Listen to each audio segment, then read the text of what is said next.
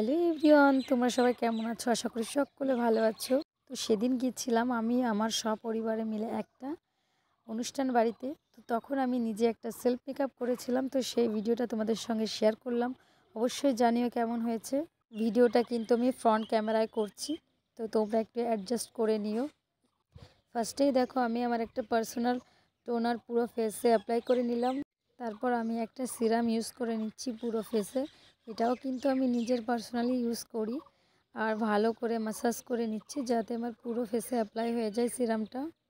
তারপর আমি একটা ক্রিমি বেস ময়শ্চারাইজার ইউজ করে নিয়েছি পুরো ফেসে।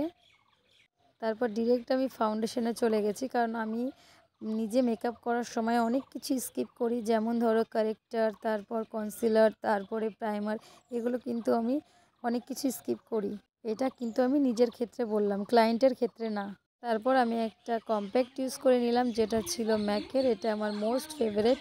আমার মনে হয় এই কম্প্যাক্টটা ইউজ করলে আর কিছুই লাগে না। তো তারপর দেখো আমি পুরো ফেসটাতে একটু কন্ট্রোল করে নেব, কারণ যেহেতু আমি হালকা মেকআপ করছি, তো এখানে তো ক্রিম কন্ট্রোল করার কোনো দরকার নেই।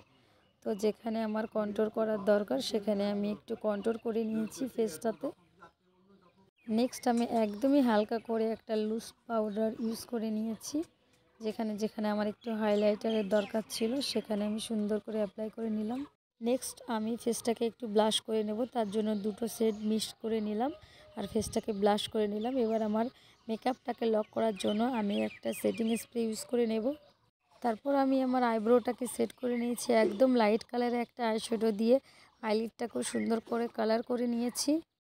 মাস্কারাও অ্যাপ্লাই করে নিলাম। আইলাইনারটা আমি স্কিপ করতে চাইছিলাম, কিন্তু লাস্টে মনে হলো না, একটু আইলাইনার দেওয়ার দরকার আছে। তো আমি একদমই উইং টানিনি, একদম সাইড থেকে হালকা করে একটা আইলাইনার দিয়েছি।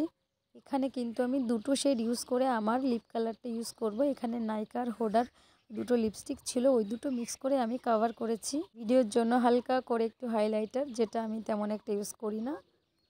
অলমোস্ট আমি রেডি, কিন্তু এখনই আমার একটু প্রবলেম হচ্ছে যে আমি আমার হেয়ার স্টাইলটা কী করব সেটা ঠিক বুঝতে পারছি না। আমার এরকমই হয়, যখন আমি নিজে একটু সাজি তখন যে আমি কি হেয়ার স্টাইল করব সেটাই খুঁজে পাই না।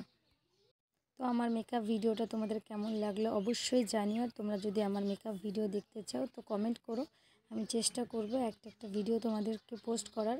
আর আমার মনে পড়ে না যে আমি কখনো নিজে এভাবে মেকআপ করে তোমাদেরকে শেয়ার করেছি। এই ফার্স্ট টাইম মেকআপ করে তোমাদেরকে শেয়ার করলাম। আমি এই রকম একটা ইয়াররিং ইউজ করেছিলাম, দেখো এটা আমার খুবই পছন্দের একটা ইয়াররিং। এটা কদিন আগে আমি মেলা থেকে নিয়েছি, তো এটাই ড্রেসটার সঙ্গে খুবই যাচ্ছিলো, তো ভাবলাম এটাই পরে নিই। তো তোমরাও জানিও যে এটা কেমন লাগছে আমাকে পরে আজকে। ফাইনালি আমি চুলটা এইভাবে বেঁধে নিয়েছি, হালকা করে উপরে ক্লিপ দিয়ে নিয়েছি। লাস্টে আর কোনো স্টাইল খুঁজে পাচ্ছিলাম না। তো এখন যাব আমরা একটা বাচ্চার মুখে ভাতে।